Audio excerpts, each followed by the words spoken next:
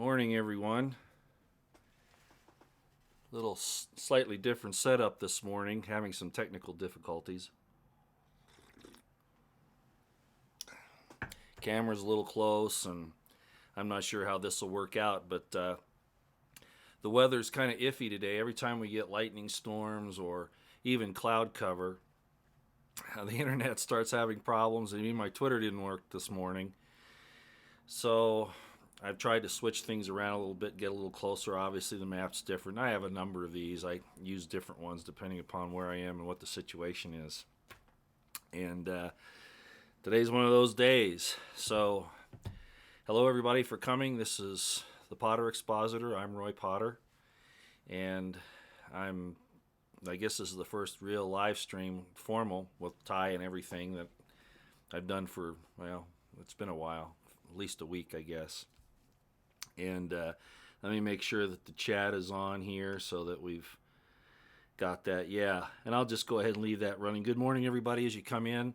I appreciate you being here. I'm not even sure I have an agenda this morning. There are a couple things, of course. From the title of the video, you can tell that, I'm concerned about the First and Second Amendments, and we're going to get right into that because I think it's that important. How am I going to start off? Well, let's talk a little bit about Laura Ingraham. Let's see if my Twitter is going to work this morning. Like I say, I've been having some troubles with it. Yeah, it looks like it's going to come up now. Good. Let me read what she tweeted out. This was just an hour ago, according to the timestamp on here. Let me read what she said to you. Remember, real Donald Trump. That's his Twitter address, at real Donald Trump. Remember, Donald Trump won on two big issues, immigration and China trade. Imperative that he not lose ground or be outflanked on either, period. And I would agree with that, except that there was something else he said too, and I should add that to the title. What about drain the swamp? Let me add that into the title because I think that's what happened to, I'm going to add that in real quick, drain the swamp and the First and Second Amendments. Let's do that because I think that's important. So Laura Ingraham is trying to keep it simple for her viewers, I think, because it is important. China, of course, includes the whole thing with North Korea, and of course the trade deals and all that. China has fudged on a lot of things that they even promised to Trump. And I'm not really here to go into all the trade information, but I wanted to point out that Laura Ingraham said, remember, Trump was primarily elected on the idea of immigration and China trade, getting out of all these bad trade deals. But the other two big ones that she isn't mentioning, drain the swamp, which includes arresting and prosecuting Hillary Clinton and that entire cabal, which most people say is impossible. Well, then that'll be a promise that isn't kept. I don't care how hard it is, and I go round and round with my Republican insider friend about this all the time. And by the way, is this too loud? With the mic being a little closer, I might have to turn it down to prevent modulation. Let's see what... Increase the volume. Oh, okay. Well, let's do that. We will increase the volume a little bit. Let's see where that takes us. I might have to do another thing here. Hold on, I'm going to be out of view for a second here.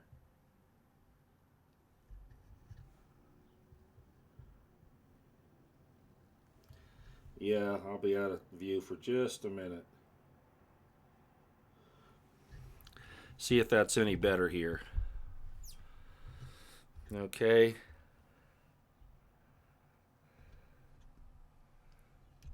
All right. Is that any better, everybody? Let's take a look at the chat and see. Like I say, this is a kind of a different situation. Up more. The volume is fine. Okay. He's feeding the e-gerbil. I don't know who that is. Maybe it's me. Okay. Let me get back to that. Like I say, there are a few things here that could be causing some problems. Okay, I'm not going to bring it up any more than that. I'm afraid it'll get way over-modulated, and I just don't want to do that. Okay. I think we're there.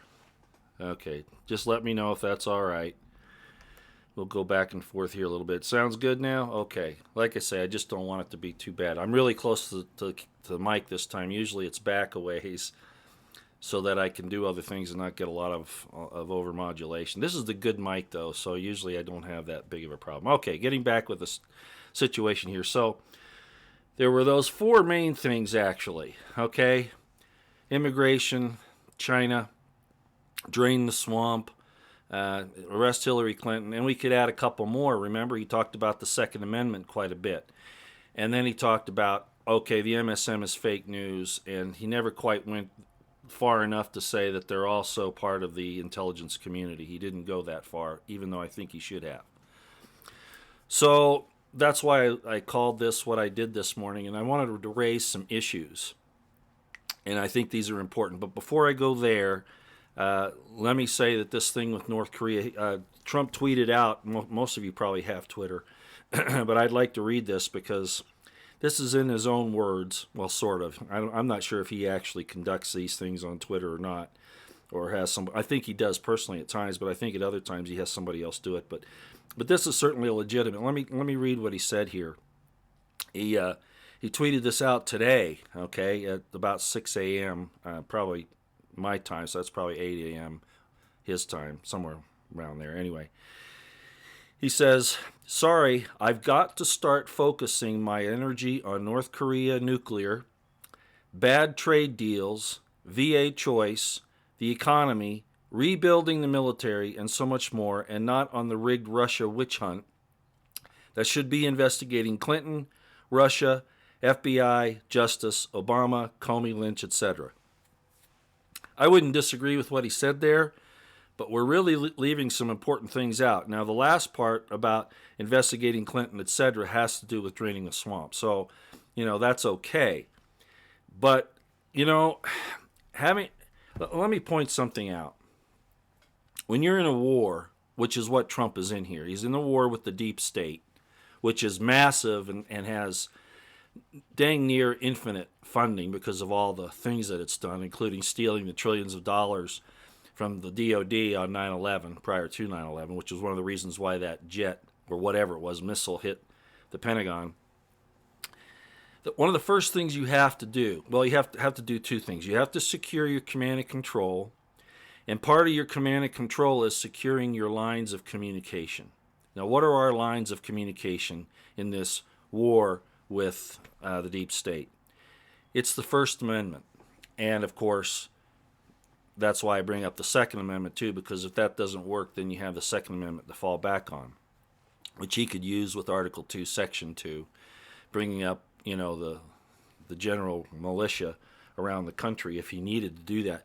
Although I've called for not that, but him using that to fill his agency positions, which he could do. I'd love to have a good attorney on, a constitutional attorney.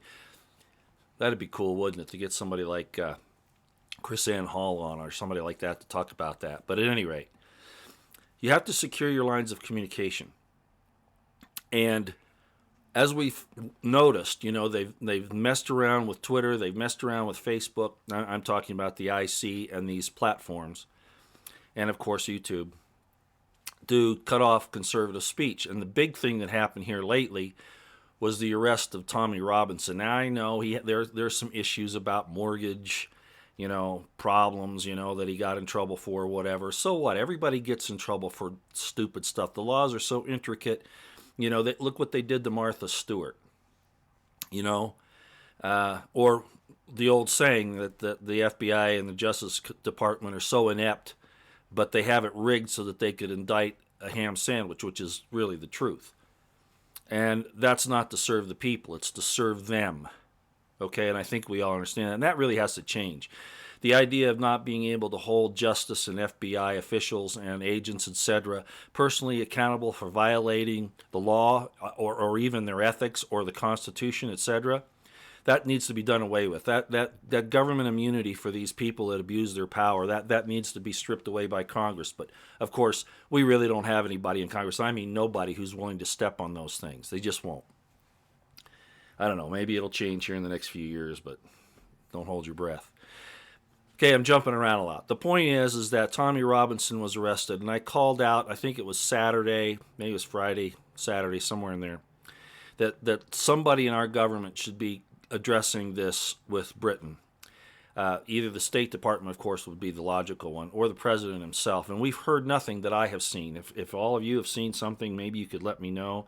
But I don't think that they've said anything about this. Now, why is that bad? Because we're next. And it's happening right now. The whole thing with the censorship and the shadow banning, the way that they're doing that started officially on the 25th, on Friday. And we're seeing some results of it already. So what I'm saying is that, it's real nice that Trump has all of these things he wants to do, and I'm not saying that he's incorrect in how important those are. But if he, and of course Jeff Sessions is a lost cause, I don't care what anybody says. If they don't do something to secure our First and Second Amendments, I'm telling you, everything else that Trump is doing can be reversed in a heartbeat. Okay? That is a very, very bad situation that we're under right now. Britain, of course, their whole thing with personal liberties and all that came down, basically from the Magna Carta period. And there's some problems with agreements with nobles and the Catholic Church, and I understand all that. That's really getting into the weeds. But the point is that it came down to our Constitution, and we're really based on English common law, is really what it comes down to. And the principles of personal liberty, basically in the Hebrew Bible, both the Old and New Testaments, and some other things, but that's basically the idea. And now we see that nation, that supposedly our greatest ally, other than Israel is the other one that they tout a lot, is now abridging, not just abridging, but violating the rights to speech and demonstration and protest and redress of grievance and all of that in Britain. And yet we hear nothing from our government that I've been able to find. Now, I've been a little remiss at getting all the news in the last few days, of course, with the holiday, but that was the other problem with all this happening on the 25th. By the way, has anybody heard about the release of the IG report? Notice, well, they sure picked a good day to do that, didn't they? All of this is a mess. I imagine there'll be some things coming out today. Okay. So what am I saying? I'm saying that I'm really worried. Again, I love Trump. I love his family. I love the principles he has said that he stands for. I love the agenda, although we're missing the most important parts of it. We can't have justice in this country if he doesn't drain the swamp, and I realize the dangers of that. But if he fails in that, all the rest of this is not going to matter a hill of beans, very shortly.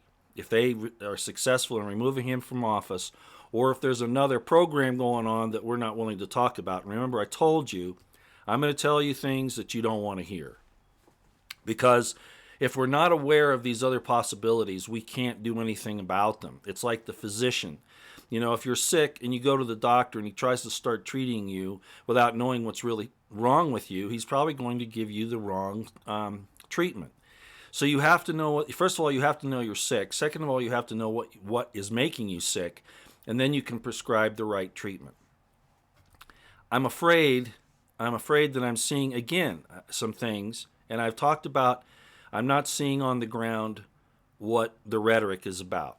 And that's still continuing. And if I don't bring it up, then, somebody will ask me why I didn't if things go sideways, if they go south. So this is what I'm seeing, okay? I brought this up about the First and Second Amendments. Trump, of course, promised that he was going to do this thing with having state concealed weapons permits like driver's licenses accepted across the country. And there are other things. He's actually attacked the Second Amendment a couple times, like the deal with the bump stocks and seizing weapons before due process. We've seen a lot of problems here, and a lot of that people say, oh, he's just messing with Democrats. Very dangerous thing to do to mislead your base. Make them fearful of you, But at any rate, so what am I getting at here? I'm very concerned. Is the sound still good, by the way? Okay, let me make sure that the sound is still okay. I don't want to hear that buzzing overmodulation sound. I'm sorry again, but like I said, I got a little different situation because of the weather and other things here. This is going to be hard, but I've got to say it anyway. I personally believe that with Trump's father having helped out having helped out the John Birch Society, and that Trump moved, he grew up understanding a lot of these things, and that he's talked about, fixing the government, like when he was on Oprah Winfrey, things like that. He was there at 9/11 and said explosives brought down the trade centers. Okay, so I believe that he's known these things, but I also believe, and that I think he's sincere. All the evidence suggests that he's sincere. But a lot of people are saying, well, why would he leave? He's so rich. Why would he leave and do this thing when he could have just lived his life? I'll tell you why. Because you don't understand the struggles between the super rich, the super powerful. Just because a king is secure in his kingdom doesn't mean, or thinks he's secure, doesn't mean that there isn't somebody trying to unseat him, and sometimes within his own family. I'm not saying that's the case with Trump, but what I'm saying is this, that there are these battles between the super rich and the super powerful that are beyond our actual view. So Jake Morphonios brought up the situation with, and there have been other things like this, that Trump was on one of the tarot deck cards as the king of the world, sitting up on the top of the world. And there were some other things about the tarot deck. Now, this was in 2005, I believe, when this came out. There are Simpsons episodes where it talks about Trump coming in and Trump even being assassinated, and all kinds of stuff that happened 20 years ago up until about 2005 that predicted this thing about Trump. Now, there are ways to do that, of course, but what I'm saying is this. It's very possible that Trump was on the inside, made everybody believe that he was going along with the program, but then when he got there, he started to move against the other side. And we assume that that's for our interest. And I don't mean to put any dispersions on Trump, but just consider this, okay? Not to put any dispersions on Trump, but if you look at his program, his agenda, what he's doing, in reality, he's consolidating power for himself. Do you really see him doing anything for us, the little people? Has he protected the First Amendment? Has he directed Sessions to go after antitrust violations in these platforms that got him elected? Or, now, I know I'm going to anger some people here, but you got to listen to this. You got to hear me out. What if now he's in power and there's this battle between the big shots, okay? And we're just really irrelevant. So he's going to take care of the trade deals. He's going to take care of the military because he wants to have a strong military for whatever reason, okay? And I'm not saying that's necessarily bad. But what I'm saying is, where are the benefits for the little people, the support of their rights? Their First and Second Amendments. Again, why isn't Sessions going after the platforms on antitrust violations? Why do Antifa and these groups that go out there and harangue good Trump supporters and good conservatives and Christians, etc., why are Antifa and those kind of groups able to attack these conservatives, and yet we hardly have any redress on that? We have no protection. Do you see what I'm saying? Everything's being done, and people say, well, you gotta fix the economy, you gotta fix all this before you move forward. How many times, do you remember the Clinton thing? It's the economy, stupid. You remember all this stuff? It's always about the money. Where are the principles? So what am I saying here? Whether by design or whether just because that's the way he's approaching things right now, he's consolidating power for the powerful, be it himself, be it that level on either side. We don't even have to say he's working for the Rothschilds, which some people have said, and I know there are connections there, but you can't You can't be at his level of the social economic spectrum and not run into people like that. That doesn't mean that, I'm very much against the concept of guilt by association. That's a weak argument that weak minds use to try to indict innocent people of wrongdoing when it's never occurred. Okay, so I don't agree with that argument, so I don't talk about his association with these different things, not even with Netanyahu and all that. I'm careful with that. But by the same token, okay, it looks more like to me that he's consolidating power at that level and not using it to even protect his base so that they can get him reelected. Because if we don't have access to the social media, what got him elected? Think about this, ladies and gentlemen. What got him elected? I know you can say, well, InfoWars did and all that, but it was Twitter. It was Hillary Clinton doing the crazy things that she did because the people in outside the mainstream media that are developing this, what we call, for lack of a better term, alt media, were exposing this information, and it was widespread. They're trying to shut that down. And are we seeing any effort by Trump, of course not Sessions, but to protect this? Now, I realize that this is at the UN and EU level. Over there, that doesn't mean that Trump can't control what's going on in our country. Open up our lines of communication, and that is absolutely necessary, and I don't see it happening. Now, true, he did stop Broadcom, which was the Chinese company, which is all Chinese companies are military, controlled by their military. But they were going to take over this 5G thing here, and he did stop that. But then again, see, as good as that is, the 5G thing is still progressing. And I've warned for a long time now, okay, that the panopticon is still coming into shape. So again, while Trump's focusing on the trade deals and on North Korea and all of those things, while he's keeping us concerned about that, this panopticon, the 5G, the spraying, the grid, okay, is getting stronger. Now, any kind of technology can be used for good or for bad. It depends on, like the screwdriver. It can be used to righteously to screw in screws, or it can be used to harm someone. The point is that I'm not seeing the protection of the Bill of Rights in everything that's going on. Which, if we lose our Second Amendment and our First Amendment, if it's possible that with the power grab that Trump could stay in power, okay? And I'm going to call it a power grab just because it's not really that, but continuing down that road where we're not addressing these individual rights issues under the Bill of Rights. He could get to them later, maybe. But that ring of power is something I worry about a lot. Remember, I've talked about the Lord of the Rings. How many times was that ring supposed to be destroyed and the people that could do it refused to? Even Frodo, towards the end, almost didn't do it. I know that's fiction, but the principles, the archetypes, and all that are there. So what I'm saying is this. Trump, with all the good stuff he's doing, he can't forget his base. He has to protect our Second Amendment rights. And if Sessions won't do it, he needs to fire him, amongst all the other reasons to fire him, and get somebody in there that'll do it, that will go after the antitrust violations for these platforms. I'll probably get censored because of all this. That has to happen, okay?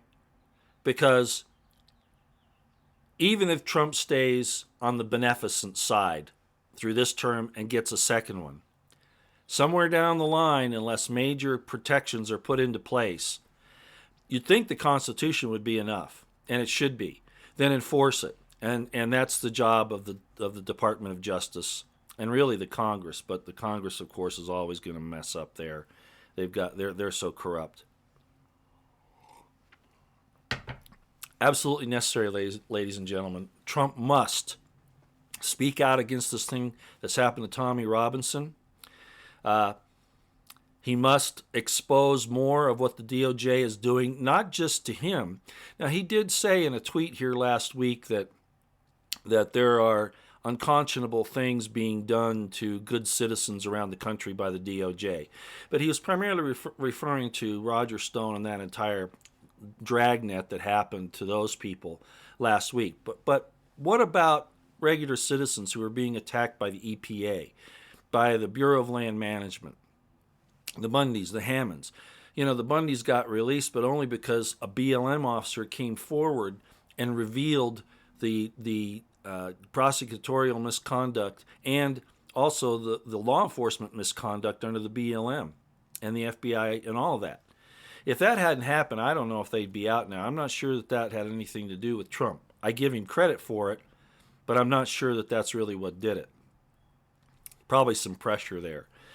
The Hammonds, I saw a thing here the other way. They're of course the people that did the control burn up in Oregon, and Hillary Clinton wanted that property up there because of the uranium, and so they mistreated them. They've prosecuted them and put them back in prison, and they're in there now. They were in there, served their first amount, and then the DOJ prosecutor up there, along with the FBI in Oregon, could see that they were going to retain control of their property. In other words, the Hammonds were, because the men were going to be back there working the ranch, and they couldn't have that. So they had to take the men back to prison under a horrible situation. There's another one like that now where a gentleman had been convicted of some drug problems. I think his name's Marshall. I'm not sure of the name, but he served his term, and then they let him out, and then they said, "Oh, you didn't serve enough time. We made a mistake." Well, tough luck. The government made a mistake. Embarrass the government. How long have I said that? One of the first things I did as an Army officer was get accused of embarrassing the government. Well, it should be embarrassed when it does these types of things. So, at any rate, where are the protections for these types of little people?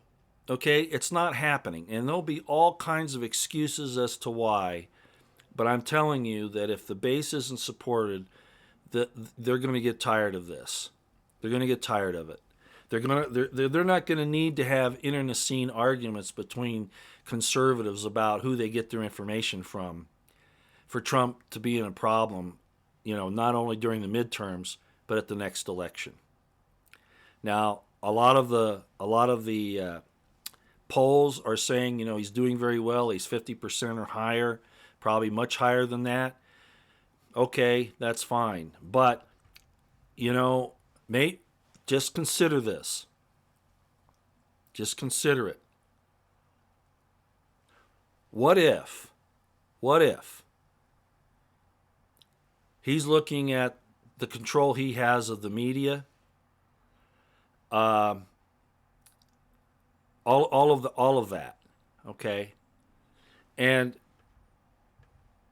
he wants to ensure that power at that level passes on to his side, and that's looking at it from a benevolent point of view, hopefully. Well, like the Ring of Power, maybe you're not going to let the people have those freedoms anymore. Maybe you're going to allow the 5G in a weaponized version to go forth. Maybe you're going to allow these problems with the censorship on the web and on communications. Maybe you're not going to stand up for the Second Amendment anymore.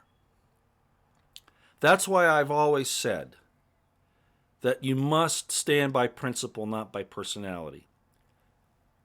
Principles, not personalities. And I'm actually plagiarizing that from an old friend who used to write books, and that was the name of one of his books, in case you ever wanted to know where it came from. Principles, not personalities. Whoops, sorry, I hit the table. I'm not seeing that still. I'm just not seeing it. It seems like all of these things that are happening are drawing away our attention from what's happening to our First and Second Amendments, and indeed the Bill of Rights generally.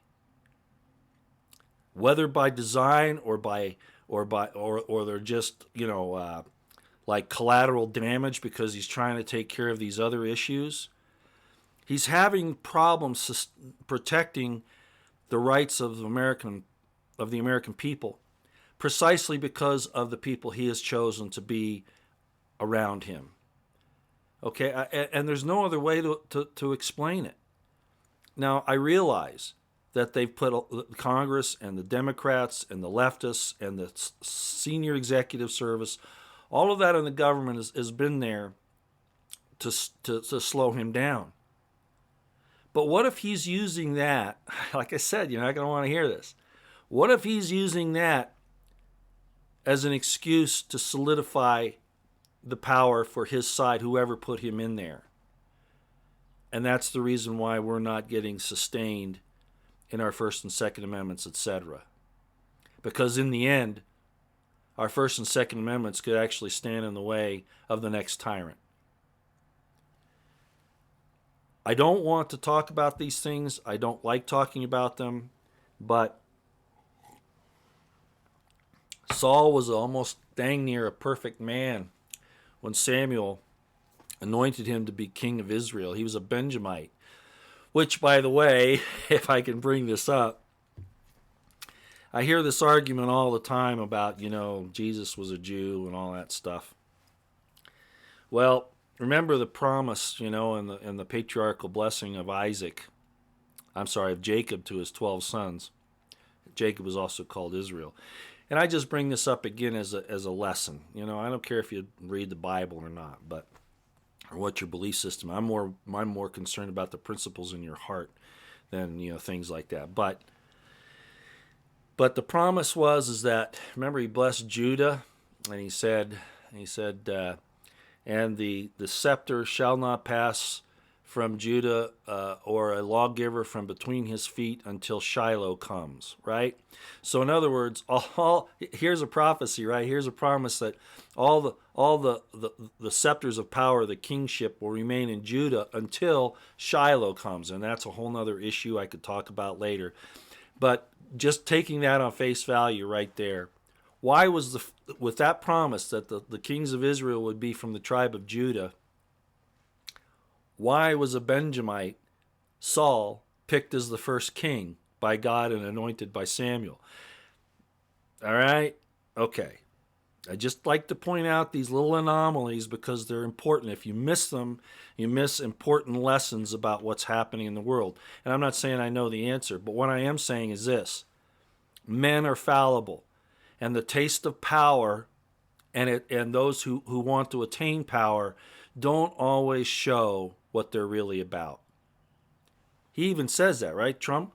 I'm not going to tell you what I'm going to do. No, wait a minute. Who does he work for? Now, I realize some national security things have to be handled, ISIS and all that stuff, but this buildup of the military, again, I think good equipment's important, but I see some problems with this entire militarization again, not just of our military, the escalation in that, but also in the police forces, which is continuing. Anyway, I think you see where I'm going with this. It's not a pleasant topic. I pray every day that Trump will do the right thing and be the Cyrus. He's not a Messiah, okay?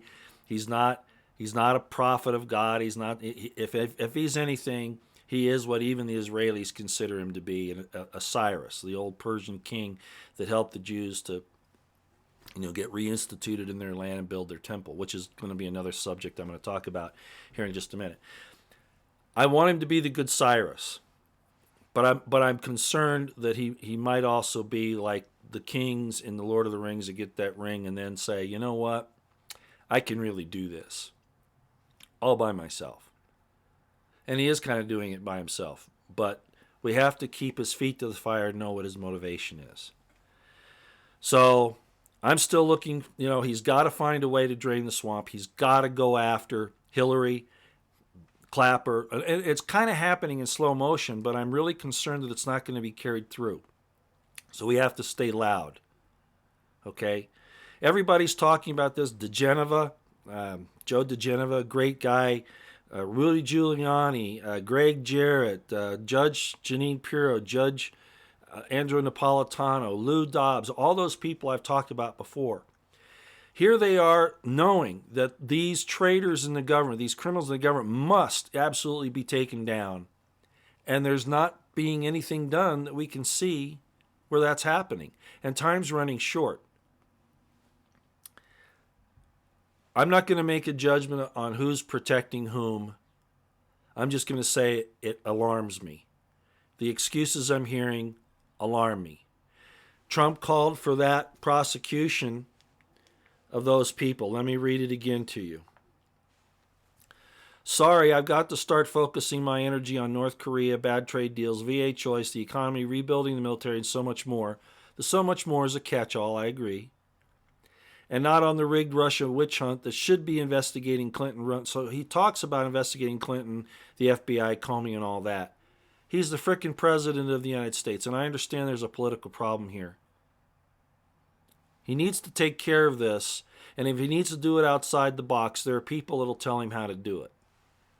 And he needs to get it done, or all of this is going to be for nothing. Okay, I'm going to change the subject just for a second here, because I brought up Israel again. I saw a thing the other day, now that, the U.S. Embassy is now in Jerusalem, and I'm not saying that's a problem for me. There are reasons I can see getting that to happen. But, Israel as a nation state has a right to exist. Do I think it's the Israel promised by God in the scriptures? No, and neither do most, well, not most, but many Orthodox Jews don't believe that.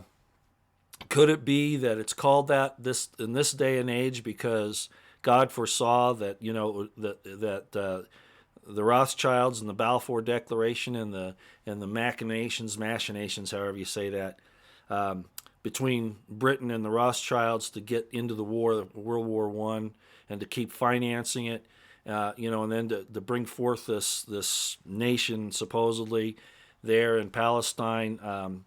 God foresaw that and knew that they'd call it Israel and all that when it's not the real one. Well, that's a subject I touch on from time to time. You hear me often bringing it up. And Zionism, as Candace Kay talks about, Zionism is not anti-Semitism, but that's how the whole thing is woven in there. And I understand that, but we're not going to go there right now. I want to point something else out to you. Netanyahu and some other people have said, well, now we can build the temple. Now, a lot of people get upset about that because, oh no, we're going to upset the Islamic people again. Or the Christians or whatever, primarily the Muslims. Does anybody remember why the temple was built in the first place? There have been several. There's the first temple by Solomon. It got destroyed. Then the second temple was built by Herod. It got destroyed. Right? What was the purpose of the temple? Okay, why? Let me tell you a little story here, and you can go check this out for yourself. Yes, it's true that according to Kings and Chronicles and some of these other scriptures, that God is credited with telling David that he wanted to have a permanent temple to dwell in. Okay, when he's on earth. Okay, all right. Where people could come and where his priests could come and do their rituals and all that stuff. Okay, those types of things, right? I'm simplifying this down a little bit. Does anybody remember why David built the temple? Does anybody know? The purpose of the temple was to keep people dry during a rainstorm. No. Probably partially in some regards, but the temple was kept in a tabernacle in Shiloh. That's interesting. Didn't I just say something about that the scepter shall not pass from Judah, nor a lawgiver from between his feet until Shiloh comes? And people wonder, well, and there's been a lot of discussion about Shiloh. Initially, the Ark of the Covenant was kept in a portable tabernacle, right? And when they got to Canaan, when they got there, it was permanently placed. The idea was to keep it in Shiloh, and the Mushite priests, descendants of Moses, Levites, not Aaronic, Mushite priests from Moses, Levites for sure, were there to protect the temple, the tabernacle, and the Ark of the Covenant. David, got this instruction to build the temple. He decided to do it in Jerusalem. And it was more of a political decision, and I know people don't want to hear this. It was more of a political decision to consolidate his power in the tribe of Judah in their area. because Judah, of course, had Jerusalem, right? Yet Shiloh was the location of the Ark of the Covenant for many, many years. But the purpose that David was given by God in this story to build the temple was to do what? To house the Ark of the Covenant. And David had the Ark of the Covenant taken from Shiloh to Jerusalem in preparation for it being placed into the temple, which he wasn't able to build, of course. Solomon did. And then from the legends that we hear, that's where the Ark of the Covenant was in the first temple. So what I'm saying is this. What in the world is the purpose of building this temple in Jerusalem when there's no Ark of the Covenant to put it there? I mean, it's somewhere, but I don't think Netanyahu knows where it is. I'm certain that Trump doesn't know where it is. I'm not sure that anybody knows. I mean, there have been all these, History Channel, alien channels and all that stuff, on television, that all these people who claim to know where the Ark of the Covenant is. But my point is this. There is no reason to build a temple unless it's going to house the Ark of the Covenant. And if there's no place found where the Ark of the Covenant is, why build a temple for it? Oh, well, God's going to prepare and the temple will be built and then the Ark of the Covenant will show up. Well, that's not how it works. So what is the real purpose of this temple? I am again concerned, as I've said in the past, that the Bible is a playbook, is an operations order, not just for God's people, but for Lucifer's. That's not his real name. They've called him Azul. They've called him, his actual name in Isaiah is Halel ben Shakar. I've talked about that before. He's a created being, not a begotten, all of that business. But the point here is that playbook is used by both sides, is my viewpoint of it. And even if you don't believe it, the Luciferians do. And they use it on the black side of things. There's always a good side and a black side. The tree of life has one side that's a vertical, and then the mirror image that goes down, and it's the good and bad side of that. And everything is the same way. People think that's occultic, but it's true understanding of spiritual things, and I'm not going to get into that. My real point here is that if they don't have an Ark of the Covenant to put in the temple, there's no reason to have a temple. If they have the Ark of the Covenant, that raises some other issues entirely. I don't think they do, but that would raise some other issues entirely. But if they don't have an Ark of the Covenant, why build the temple? Well, because in this playbook on the opposite side, it's a reason for war. That's the only thing. It's a reason for war. The temple is not the ark. It is the house for the ark, for the presence of God. Israel is not, as a nation state, is not following the Torah as it is now in any way, shape, or form. As a matter of fact, some things in the Torah are considered illegal in Israel, the current nation state, misnamed Israel, in my opinion. Do you see? That's pretty heavy stuff. But that's kind of what I'm talking about with this power struggle that's going on at a level that's way beyond probably 90% of the population, maybe even more. We're not seeing the power structure, including Trump, really secure the rights of the people in their First and Second Amendments, much less the rest of them. It's not happening, ladies and gentlemen. It's put on the back burner. And the Panopticon is going in, which will solidify the power of whoever controls it. I would pray that Donald Trump is doing the things that he's doing for principle's sake that will honor the promises he made publicly and the benevolent side of the Scriptures, and hopefully of God's Spirit as well. And I pray for it all the time. But I'm still very much concerned, and I'm not seeing the results on the ground that match the rhetoric. As a matter of fact, it's still going in the wrong direction. Okay. I'm going to go to the chat. I've already been going on for 45 minutes, and like I said, I know I was going to talk about things that would be very upsetting to a lot of people. Trust Sessions, trust Ray? No, no way. Oh, that's a pretty good cliche. Trust Sessions, trust Ray? No way. That's a good one. That's almost as good as prep, pray, and stay out of the way. Trust Trump? Trump's a man. Okay? He needs to have his feet held to the fire. And I'm worried about the consolidation of power I'm seeing. Remember when Saul, he got his anointing from Samuel. He became king of Israel. What happened to him? As good as a man, he was called the most humble man in all of Israel. What happened to him? He became jealous of his power, so much so that he started to defy God, the principles upon which Saul was made king. He stepped away from. I don't care how good a man is. That's always a possibility. And that's why the Constitution is made to chain down the government, not the people. Okay.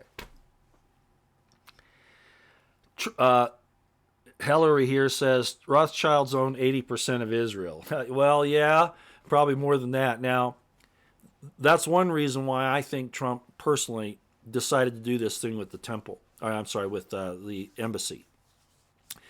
I'm thinking that it really wasn't for the Rothschilds. I'm thinking that he did what the Rothschilds really didn't want.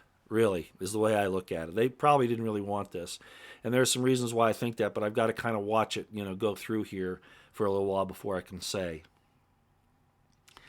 Jack Kennedy, Trust Sessions is our cask of Amontillado, luring us to destruction. Yeah, and I don't buy that it's political suicide for Trump to get rid of him. I don't buy that. I worry about this entire thing that's going on, and it's not making any sense.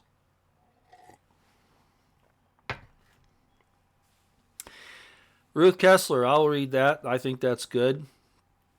Take care, folks. If you believe in prophecy, then try to observe, but not to be emotional. Well, that's true. You will hear of wars and rumors of wars, but be sure you are not troubled. These must come to pass. I understand that. Thank you for bringing that up. But let me tell you something. The moment somebody injures one of your loved ones, or they're caught up in a battle or a war and they're killed or maimed, you're going to not be able to deal with that from a philosophical point of view. It will trouble you. The scripture says that a wise man has sorrow. Yeah, that's an Old Testament saying. A lot of people misunderstand the applications in the New Testament and the euphemisms that are being used, as well as in the Old.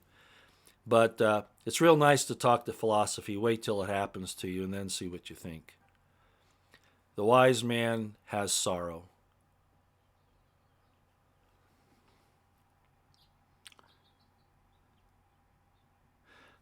Jenny Rodriguez, I believe Trump will please the base when it's useful to him. The closer to re-election we get, he will do something. Maybe so. But like I said, this thing can be altered in a heartbeat. If they decide that Trump really is consolidating power for his side, not for the Rothschilds, not for the Clintons, that.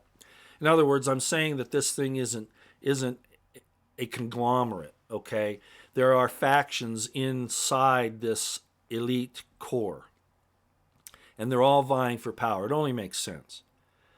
And if one of those feel that Trump has garnered too much power, they could take him out. They could. And then what is all that's happened here, supposedly the economy, all these other things that he's done, will go out the window because there's been nothing to secure the Bill of Rights beyond. I mean, the Constitution should do it in and of itself, but it's not that it's been weakened, it's that it's been ignored. I mean, at the least, there should have been an antitrust filing on these social platforms. Nothing. Nothing. And we've actually seen movements against the Second Amendment by Trump and his administration. Troubling.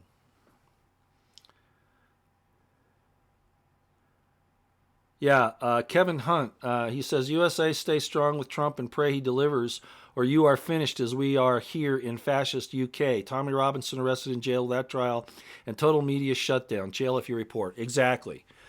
That's 1984, and Trump's not addressing it. But as this gentleman from UK, or lady, I'm not sure which it was, said, pray that Trump follows through on what he said he'd do. Yeah. We've got to stay wary, ladies and gentlemen, and anybody that tells you that you can trust the plan, you don't even know what the plan is.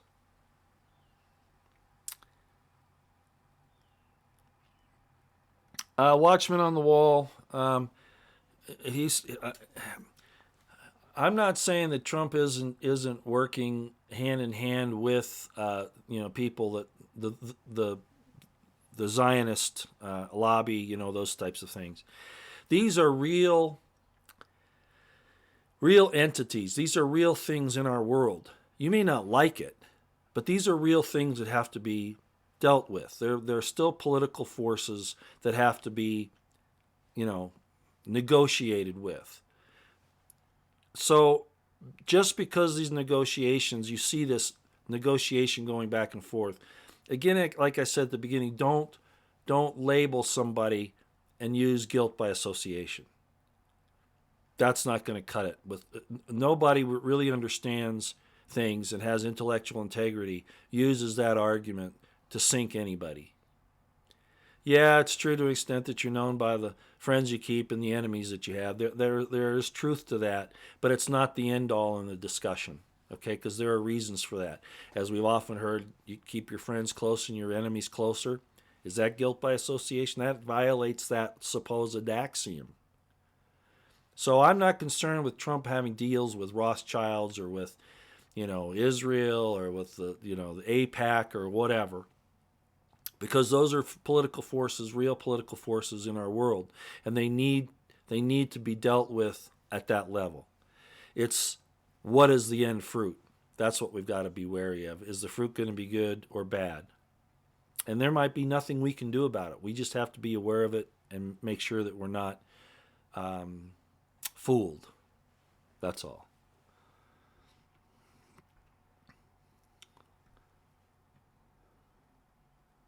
Yeah, we have had the Muslim Brotherhood in the White House for 8 years. That's true. Again, that's part of the deep state. The IC created the Muslim Brotherhood, okay? It created ISIS. It did all of that. It deliberately started these wars. The Middle East used to be a pretty good place. Jews, Christians, and Islam, there were problems back in the Middle Ages, of course, the Crusades. We could talk about the history, but the point is that those people, by and large, lived in peace for thousands of years, hundreds of years anyway. And then, the people in our government saw an opportunity to take control of that area of the world and to use it to cause perpetual war. We don't want to continue down that road anymore. The military is a necessary evil. It is not to be glorified, put up on a pedestal, and worshipped. I saw a posting by David Knight the other day. Let me see if I can find that. I think I saved it. I'm still addressing that issue that was just read. Let me just see if I have this post by David Knight. Because it was really... I got it. This is great. Here it is here. I don't know if you can see it. Let me pull my camera up here and see if I can see if it's focusing on it. Can you see this? David Knight. I met David Knight at Bundy Ranch. He's the real deal. The lighting in here is really bad, by the way, but I have to open the window and it's cloudy outside, and the light I was going to use reflects too much off my map, so I'll just have to deal with it the way it is. Let me read this from David Knight. I think you'll like this. And it's how I feel. I think David Knight is a wonderful guy. I really do. And he has a good handle on history. He has a good handle on all the scientific stuff that's going on, the 5G, the panopticon, the all of everything. He's just a wonderful guy. I wish I could be friends with him, but because I'm so controversial, he avoids me. And that started off at Bundy Ranch when he put me on a live stream to talk on InfoWars Live, and I could hear Alex screaming at him to get me off the camera because Alex doesn't like me at all. Okay, well, this is what he says. This was done on the 28th of May, so this was done yesterday during Memorial Day. Okay, so very significant, and I like what he says here. I'm sick of the politicians' pious eulogies on Memorial Day weekend, 2018. It's like watching an arsonist who set fire to a building praise the firefighters who gave their lives to put it out. Then the arsonist leaves the ceremony and starts another fire. Let me read that again, because this is exactly what is going on. The military is not to be worshipped. It needs to be used sparingly. Let me read it again. I'm sick of the politicians' pious eulogies on Memorial Day weekend. It's like watching an arsonist who set fire to a building praise the firefighters who gave their lives to put it out. Then the arsonist leaves the ceremony and starts another fire. I see that as well. That's exactly how I've seen this entire thing. We want to strengthen our military, but to what end and purpose? Do I trust Russia? I saw a really good article the other day. Actually, it was a statement. Who did that? Oh, Steve Pachinik, who you've got to be careful with. Intel guys, you always got to be careful of their real motivations, especially when they're a psychiatrist to boot. But he had one, I think it came out yesterday, and he talked about the bombing that the Americans did of the Russian so-called mercenaries there in eastern Syria back some time ago, and that there were actually communications from our military with the Russians to find out if any of those people were actually theirs, and they said no. Well, then again, it turned out it was. And Steve Pachinik said, Putin, and he's addressing Vladimir Putin, and he says, if you try to harm our soldiers, we'll annihilate you. I think that was the name of his posting, Annihilation. We'll annihilate. He didn't mean Russia. He didn't mean he's going to annihilate Russia. He'll annihilate those military units. Well, those are real live people. And I would hope that we stop looking at militaries as just some nebulous concept of a force. Those are individual lives. And then, of course, when you look at the statistics from the wars of the 21st century, and I'm not even talking about the democide that the governments like China and the Soviet Union committed against their people, killing their own people, but just the wars. 100 million, 200 million people, those weren't military personnel. The militaries were very small compared to those numbers. So who suffered the most? This has got to stop, ladies and gentlemen. It's got to stop. And I don't care if you can call the military a force for good or not, the U.S. military a force for good or not. In my opinion, it has not been a force for good for a long time. Oh, well. Okay, Eric Smith says the troops that we attacked were Mercs, not Russian troops. Pachinik says that's not the case. Okay, now you can argue with Pachinik on that. He was saying that was a cover. Okay, that they were actually, whether they were Mercs or not, they were still Russians. But he's saying that, in fact, there were Russians there, Russian troops there. He's actually saying that. So I don't know firsthand, but he's usually got his stuff together. Zach demoralized from the FBI investigation. Hey, I've not swallowed Zach's story completely. There are some problems with it. I haven't used him at all in any of my evaluations.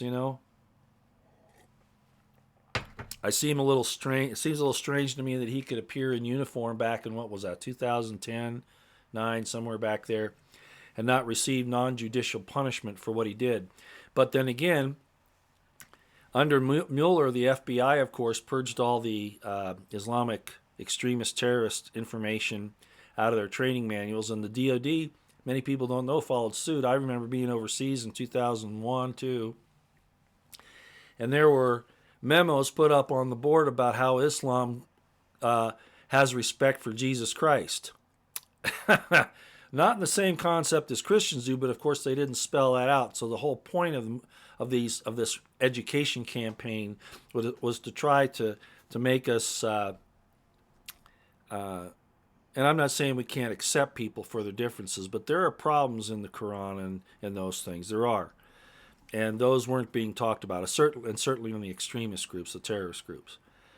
But at any rate, so I figured that they probably didn't go after Zach at that point in time because, he was kind of going along with the whole program of trying to, the Muslim infiltration, the Muslim Brotherhood infiltration. That was very much during Obama's, or part of Obama's agenda, and certainly Valerie Jarrett's and Huma Abedin and all of that. We could talk about that, but at any rate, I wonder about Zach all the time. Now, this FBI going after Roger Stone and all these guys to try to say Russian collusion on the part of these people is absurd. But I warned about that a long time ago. That if Trump if he didn't actively go after these deep state actors to put them on the defenses, for him to seize the initiative and to put them on the defensive, that this is where this would go. And it's not going to end there. If they feel like if they smell blood and they think they can get away with it, they'll start to take Alex Jones down. They'll take down Michael Savage. They'll take down Ben Swan. They'll take down Rush Limbaugh. They'll take down. You get my point? And it'll move right on down the line to even us. This is not fire that we want to play with, and we have to take it seriously. And Trump, as I've said in this entire broadcast this morning and for months, actually a couple of years now almost, got to take the gloves off, and you got to go after these bad actors, and you got to treat them like it's a war. Drain the swamp. Laura Ingraham left that out. She did. It's not just China. It's not just immigration. It's drain the swamp. Hillary for prison. Can't renege on these things, and we must act. And he can't do it with the people he's got in there. Or he could. Why can't he order them and hold their feet to the fire? Why can't he do that? Oh, the politics of the situation don't lend to it? Then he either he went in totally dumb about what he was trying to do. I could give him a pass on, okay, he had a learning curve, but he better be way past that learning curve by now, because otherwise we're going to have to start looking at this, as I've warned about, from another position. Yeah, a lot of people are saying here, why is government even necessary? And we've really gotten to the point where that's probably true. But think about this. You own a store. You're going to do everything you can to make that store prosper. Well, unfortunately, government is even worse. What power it gets, it never relinquishes. And to take it from them, it's going to take a massive spiritual, I hate to use this term awakening because it is so, obviously it's been stolen by some other people, and it sounds like a new age term, but it really isn't. It's the realization of the perfect law of liberty in my mind. That the blind will see and the deaf will hear. It's that kind of a concept. That you'll have an open heart and a contrite spirit. But that basically kind of thing, that's what I look at as an awakening. And I think that mankind can arrive to the point where the only government is us. Not, it's not anarchy.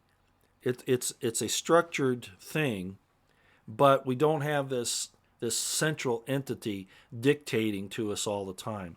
I'm not sure that we're ready to make that leap yet. Most people would say no way. But I got to point out that the centralization of government was one of the main problems that the revolution was about.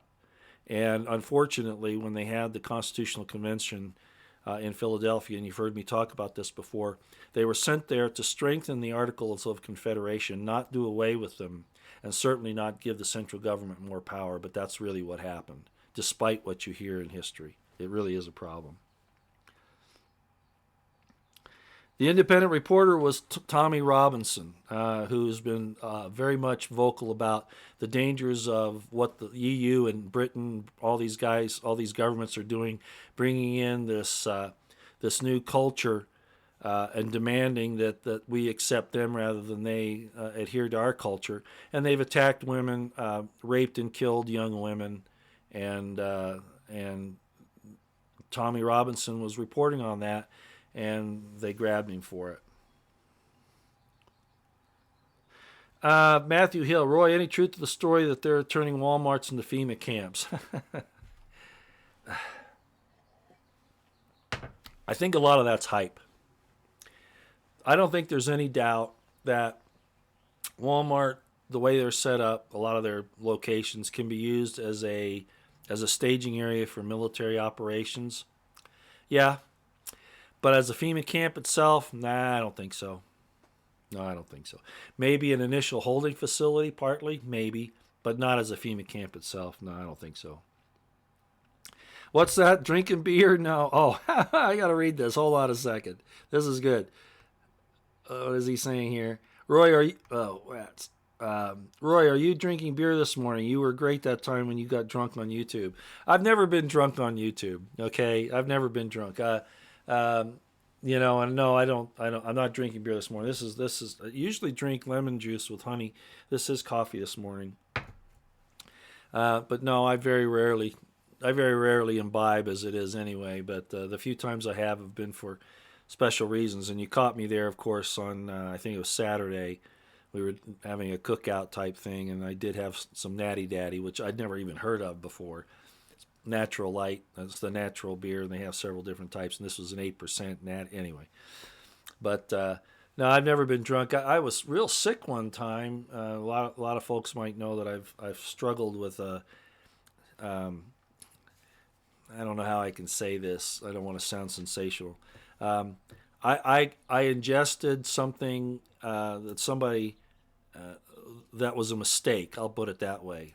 I wasn't supposed to have it, and it was slipped into my food, and for lack of a better term, and I got very sick from it.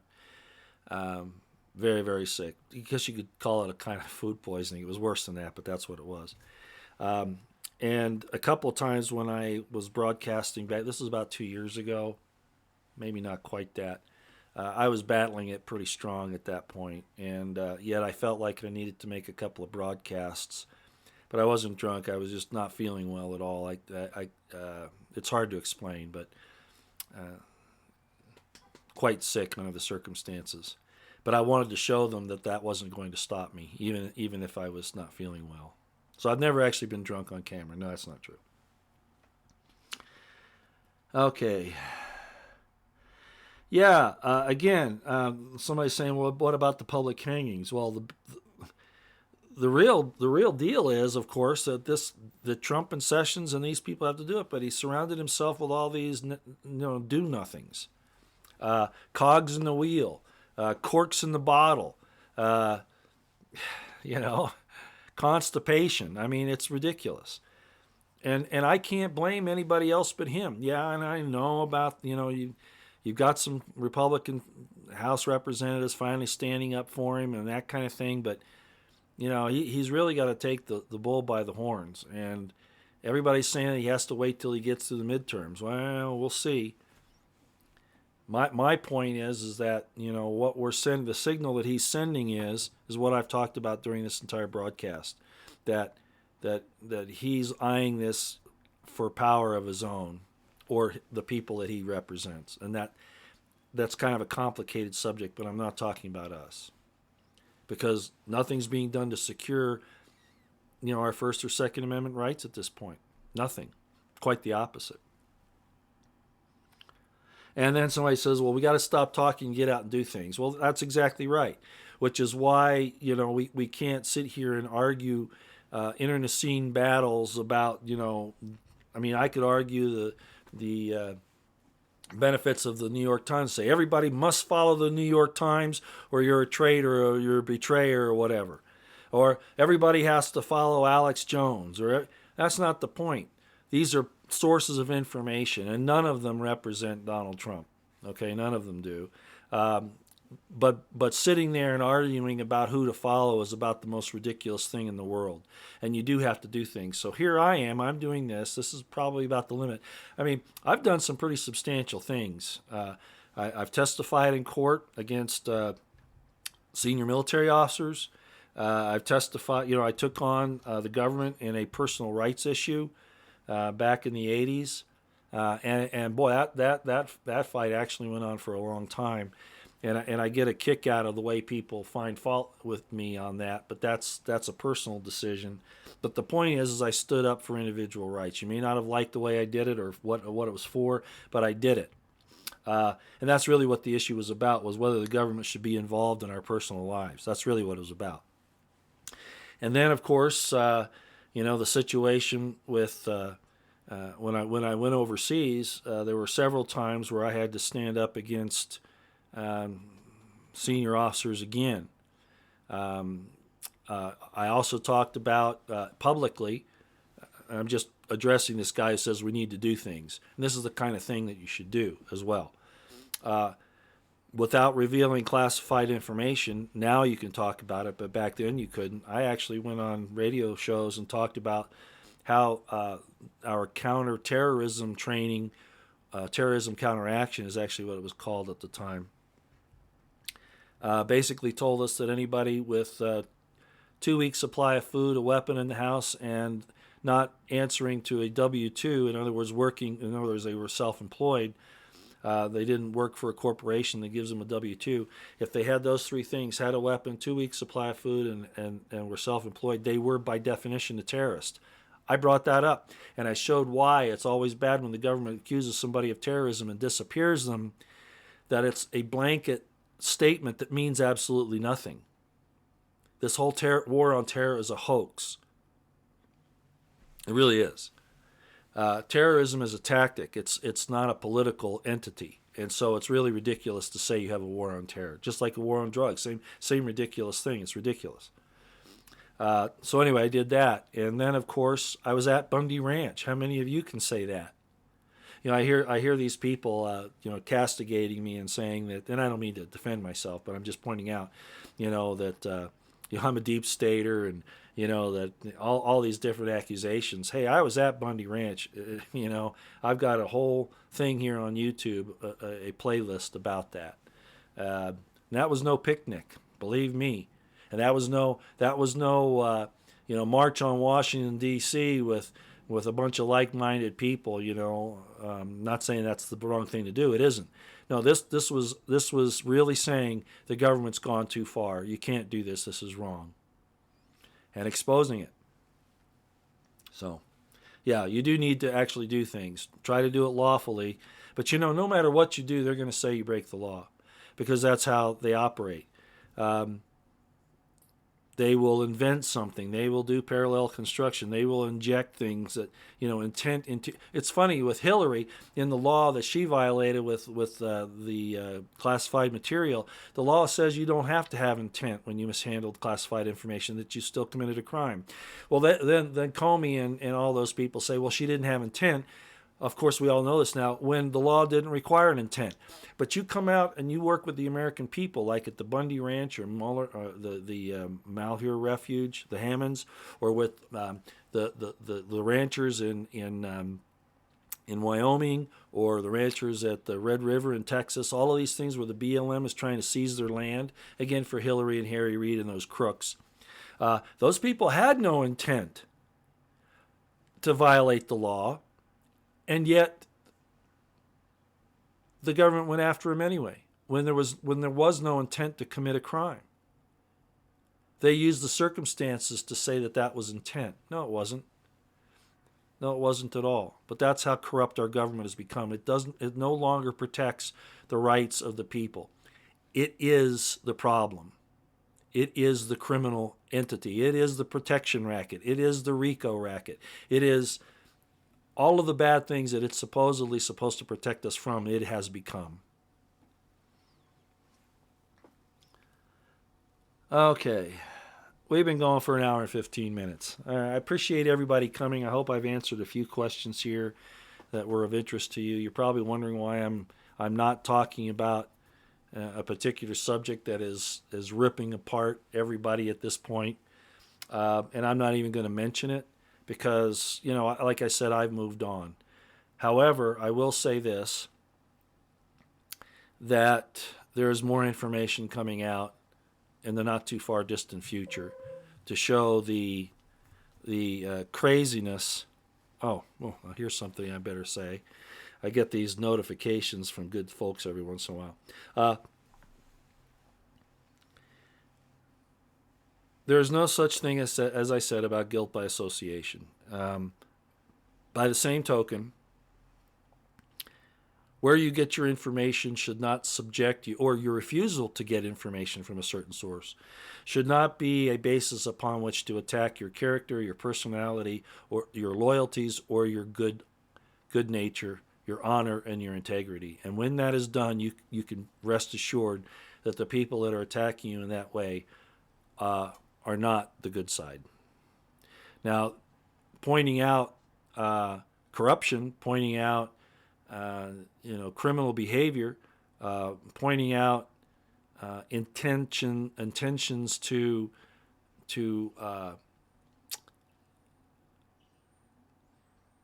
foment bad information. Yeah, you need to be able to do that.